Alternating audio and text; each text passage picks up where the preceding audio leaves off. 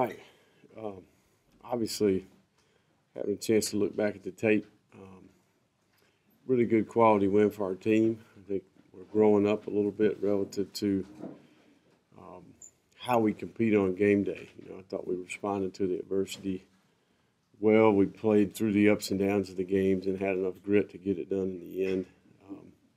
Offensively, a really productive day.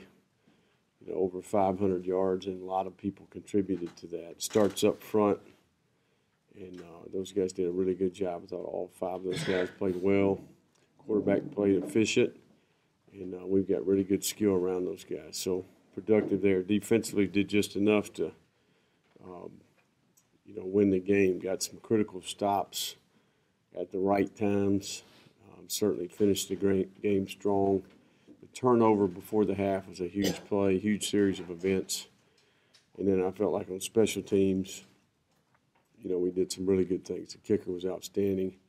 We punted twice, and Reese did a really good job. But their punter was outstanding. I think our ability to pressure the punter, we did get a piece on one there and really neutralize that guy, made him speed things up, and he was 8 yards under his average. So got a big return at the end there out past midfield. So good day, and hopefully we'll have more of those in the future. But really pleased. Staff did a great job, good plans, and players executed. So we got a big challenge this week. Troy's playing really good football, certainly very competitive and have a great tradition and history on defense. In particular, if you just dig into their history the last 2 or 3 seasons, this is a defensive football team that rarely gives up over 30 points, 25 points.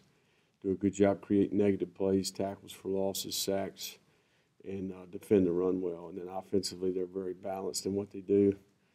Going to challenge you to adjust, and really one of the better teams on special teams that we played. I think they're second in the country in special teams efficiency. So dynamic returner.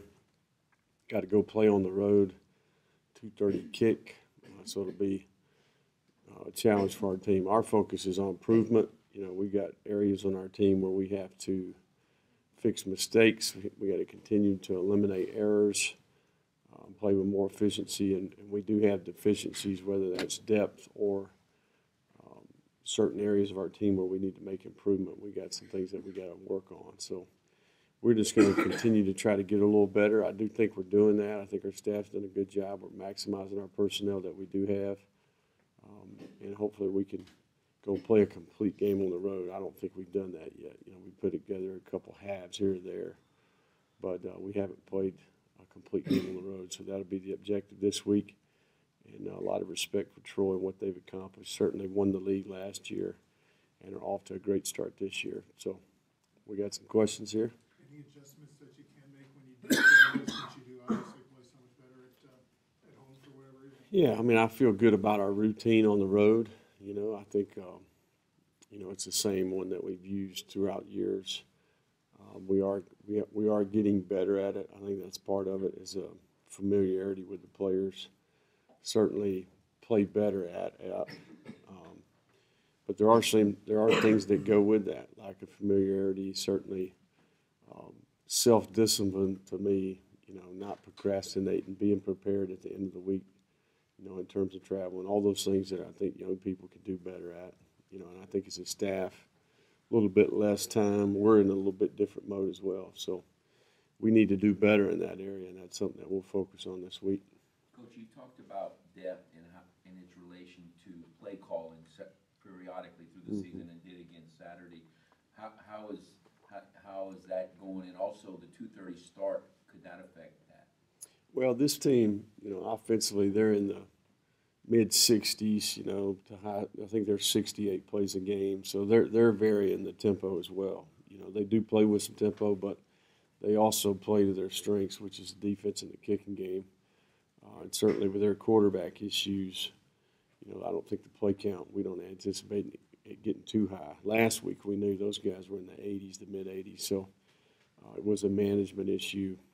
And the play count last week got out of whack because of the quick scores, So at halftime, I think, it was really out of whack. So we tried to rush the ball, chew up the clock a little bit, slowed it down a little bit, because our depth on defense is an issue, and I think it was a factor in the Arkansas State game and our inability to get them stopped at times. But when you go back and look at the tape, I think they had 16 plays that were 11 yards or more, and most of those are alignment errors, mental errors, poor tackling.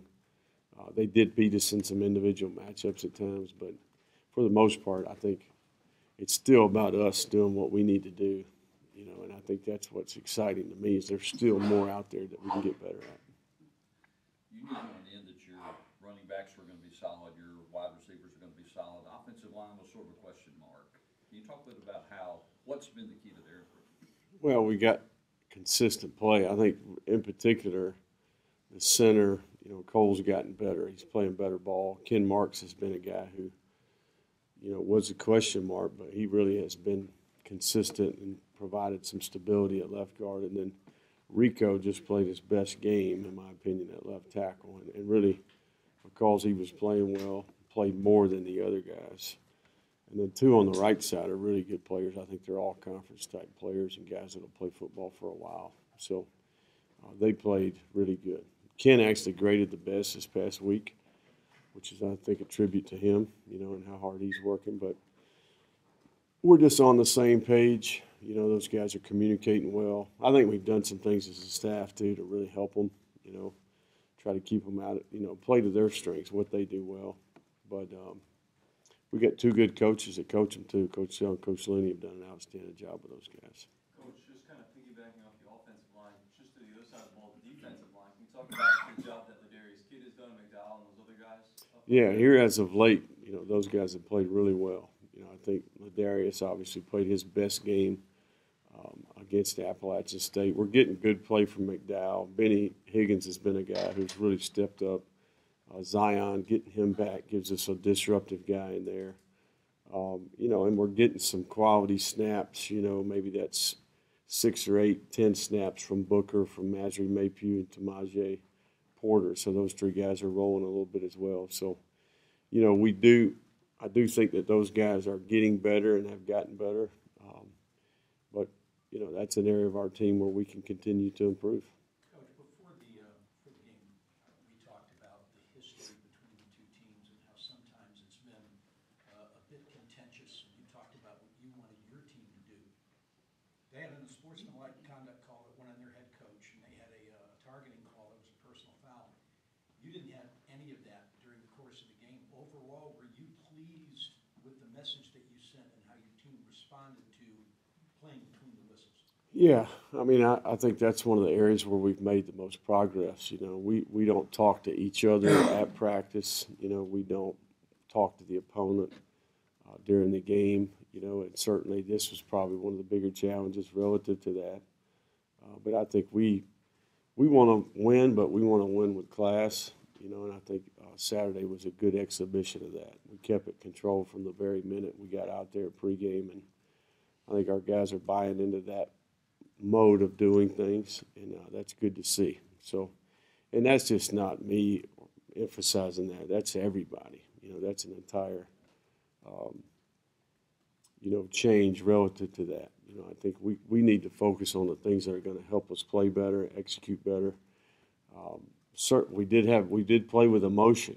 You know, we did play with energy. The effort was really good. The toughness was good, but I think we used that emotion and channeled it towards the things that helped us play better. And that was kind of the message during the week. Respond with discipline. You know, don't react, you know. And I think sometimes that's what happens when you get too emotional. You mentioned the quick scores were due to a good plan. Have you ever come up with a bad plan? Have you ever scrapped it quickly? And would you ever admit to it? Well, I mean, I've always said in here when I felt like we could coach better, you know, and we coached pretty good Saturday. I mean, I think, you know, there's been games where Coastal Carolina in particular, I didn't feel like we did as good of a job as we could have done as a staff. You know, that one got away from us.